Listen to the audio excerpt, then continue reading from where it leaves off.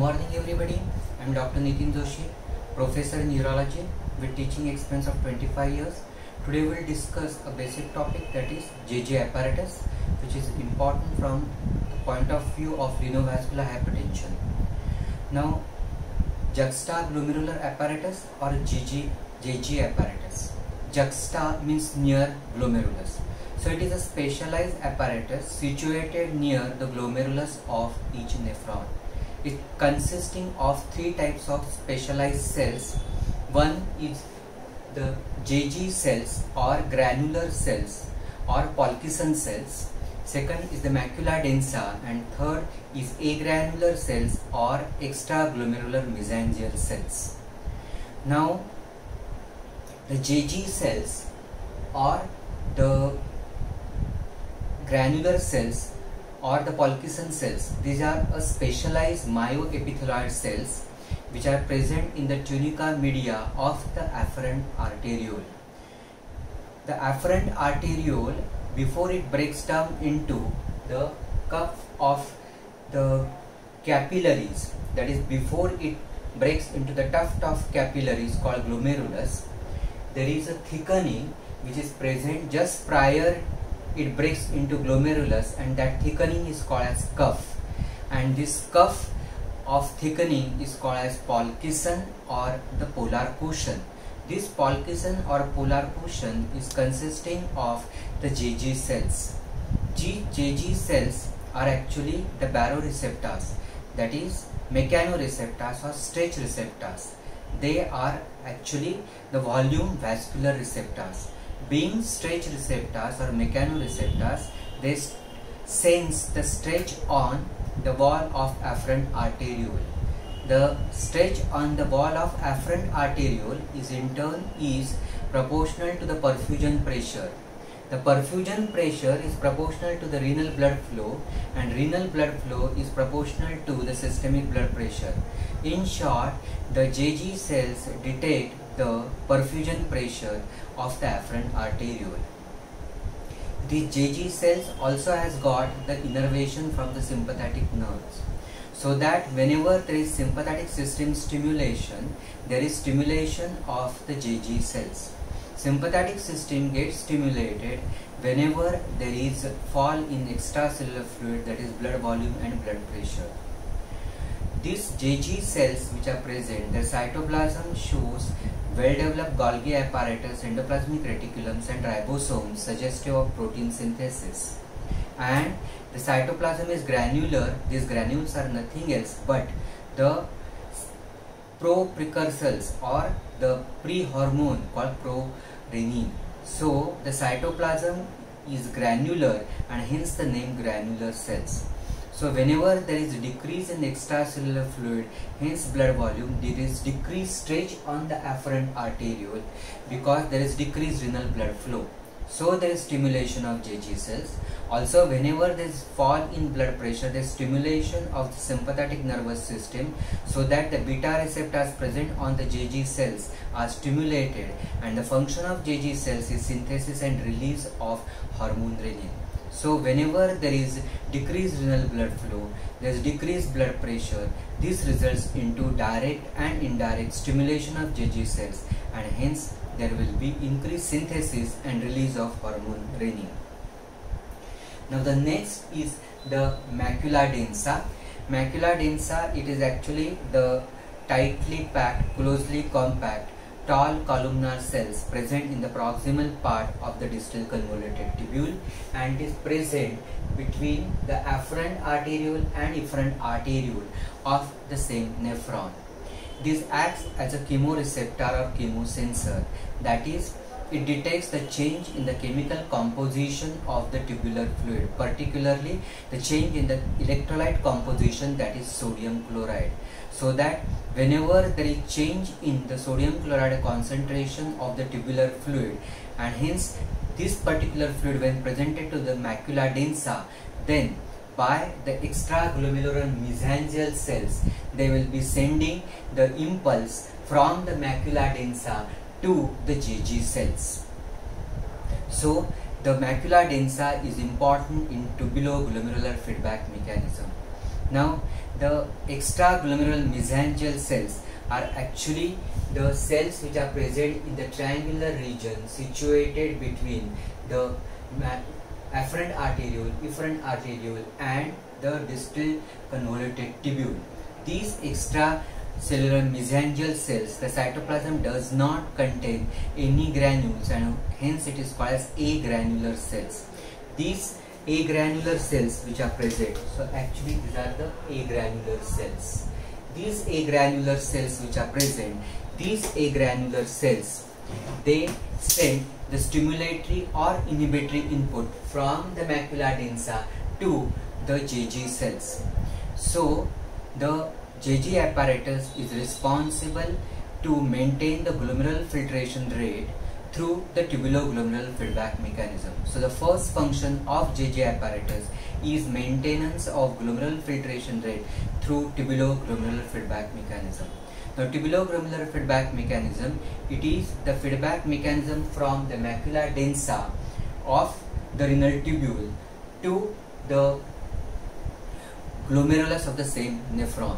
It is actually the inverse relationship between the load of sodium chloride presented to the macula densa and state of dilatation of afferent arteriole.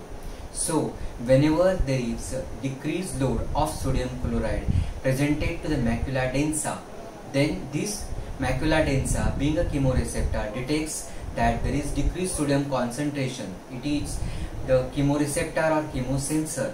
So, it sends a now stimulatory input from the macula densa via extraglomerular mesangial cells to the JG cells, so that there is stimulation of the JG cells, one, and secondly, because of the decreased load of sodium chloride, there will be dilatation of the afferent arteriole, so that there is increased blood flow through afferent arteriole, hence increased driving force across the glomerulus, hence increased driving force, increased glomerular filtration rate. On the other hand, whenever there is increased load of sodium chloride presented to macula densa, which is a chemoreceptor, then by feedback mechanism from the macula densa to the extraglomerular mesangial cells to JG cells will be inhibitory input, resulting into inhibition of the JG cells, and hence there is decreased synthesis and release of renin, and there will be vasoconstriction of the afferent arteriole, so that there is decreased blood flow passing through the afferent arteriole, thus decreased driving force, hence decreased glomerular filtration rate. Thus, through tubuloglomerular feedback mechanism, it is responsible for renal autoregulation. Renal autoregulation is responsible for regulation of renal blood flow, and renal blood flow is the driving force or the main governing force concerning the glomerular filtration rate, and glomerular filtration rate is ultimate reflection of the renal function. Now, JG apparatus is also responsible for the control of extracellular fluid volume and blood pressure through renin-angiotensin-aldosterone system. So, now whenever there is a decrease in extracellular fluid volume, hence decreased blood volume, hence decreased BP, there will be decreased blood flow through afferent arteriole, so that there will be decreased stretch on the afferent arteriole, which will be sensed by the baroreceptors, that is JG cells. Fall in BP also results into stimulation of sympathetic system, which in turn also results into stimulation of the JG cells. This results into increased synthesis and release of hormone renin. But the hormone renin acts like an enzyme. It is a protease type of enzyme, acts on a substrate angiotensinogen, so that angiotensinogen gets converted into angiotensinogen 1. Because of angiotensin converting enzyme, angiotensin 1 gets converted into angiotensin 2, and angiotensin 2 is the most important hormone of renin-angiotensin-aldosterone system. This angiotensin 2 has got local action, and that is preferential vasoconstrictor action on the efferent arteriole, resulting into vasoconstriction and hence increased driving force across the glomerulus and hence increased glomerular filtration rate. Also, it has got the action for control of extracellular fluid, blood volume and blood pressure through the systemic effects, and that is vasoconstrictor action and volume expansion, direct action or indirect action. Now direct action is that the angiotensin II is potent vasoconstrictor. It is much more potent vasoconstrictor as compared to noradrenaline. So it stimulates the smooth muscle present in the tunica media of all the arterioles, causing vasoconstriction and hence increased peripheral resistance. This is the direct action, but indirectly it stimulates the sympathetic system because angiotensin acts on the sympathetic nuclei present in the hypothalamus. Stimulation of sympathetic nuclei in hypothalamus results into stimulation of sympathetic nuclei in the vasomotor center of medulla oblongata. This in turn results into stimulation of postganglionary sympathetic nerve endings, causing increased release of noradrenaline. Noradrenaline acts on the alpha-1 adrenoreceptors of the vascular smooth muscle, causing vasoconstriction. So directly and indirectly, angiotensin II is responsible for vasoconstriction and thus increase in the peripheral resistance. So the BP, which is equal to peripheral resistance into cardiac output, increase peripheral resistance, so there will be increase in the BP. While the volume expansion effect of the angiotensin II will result into the increased cardiac output. Now again the volume expansion effect is because of the direct action and indirect action, and it is through two target organs, and that is kidney and brain. Angiotensin II acts directly on the proximal converted tubule to cause increased sodium reabsorption and hence increased water reabsorption, while indirectly it causes the action on the DCT through the aldosterone because the angiotensin II stimulates zona glomerulosa of adrenal cortex, causing increased release of aldosterone. Aldosterone acts on the proximal part of the distal converted tubule, causing sodium reabsorption and hence increased water reabsorption. So in the kidney there is increased sodium retention, water retention. The second organ is the brain, where it acts on the thirst receptors, causing increased desire for water intake and hence increased water intake. Also, angiotensin acts on the supraventricular and paraventricular nuclei of hypothalamus, causing increased synthesis and release of antidiuretic hormone. Antidiuretic hormone, that is vasopressin. It principally acts on the principal cells present on the collecting tubule and collecting duct, and partly on the distal part of the distal converted tubule through vasopressin 2 receptors. So vasopressin and vasopressin 2 receptor forms hormone receptor complex. Because of formation of hormone receptor complex, there will be increased activity stimulation of GTP binding proteins. Because of increased stimulation of the GTP binding proteins, there will be stimulation of enzyme adenyl cyclase. Thus, there is increased conversion of ATP to 3'5' cyclic which is secondary messenger, and hence increased protein kinase activity. Because of increased pKa, there is increased synthesis of water channel proteins aquaporin 2 in the vesicles. These vesicles will fuse along the luminal border of the principal cells present in the collecting tubule and collecting duct, so that there is increased permeability of water across the cell membrane. So the water will enter from the tubular lumen into the tubular cell, and then from the tubular cell passively via aquaporin 3 and aquaporin 4 they will enter into peritubular capillaries. Overall effect, because of increased thirst there is increased water intake, and because of action of antidiuretic hormone there will be more and more facultative reabsorption of water, causing water retention.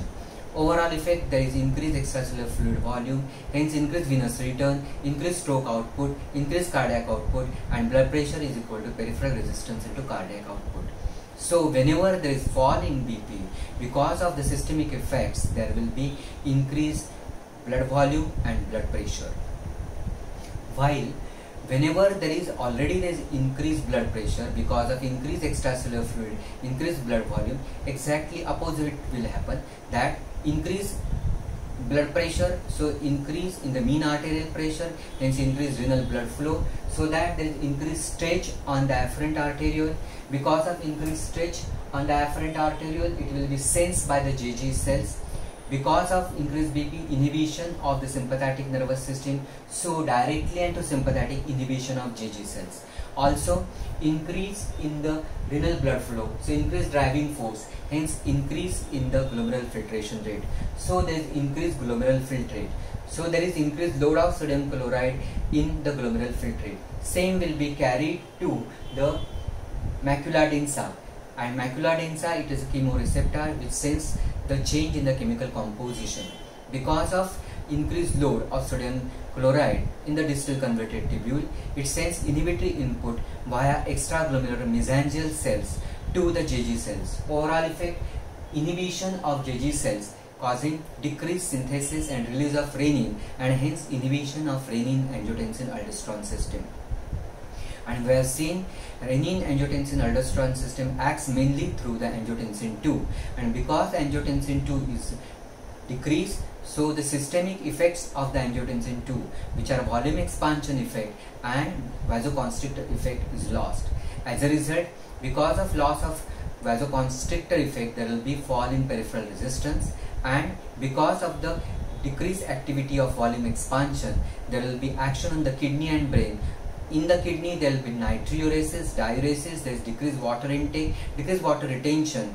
Overall effect, there will be diuresis, natriuresis, hence increased loss of fluid, causing decrease in the extracellular fluid, decreased blood volume, decreased venous return, decreased stroke output, decreased cardiac output, and decreased BP.